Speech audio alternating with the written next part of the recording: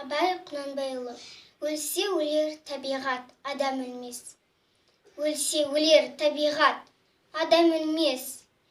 Ол бірақ қайтып келіп ойнап күлмес. Менікінің айырылғанын, өлді деп ат қойыпты өңкей білмес. Көп адам дүниеге бой алдырған, бой алдырып, аяғын көп шалдырған. Өлді деуге сияма айтыңдаршы, өлмей тұғын артына сөз қалдырған. Кім жүрер тіршілікке көңіл бермей, бақи қоймас фәнидің мінін көрмей. Міні қайда екенін біле алмассың, терең ойдың телміріп соңын ермей. Дүниедегі дос ақыретке бірдей болмас, екеуі тап бірдей боп орын қалмас.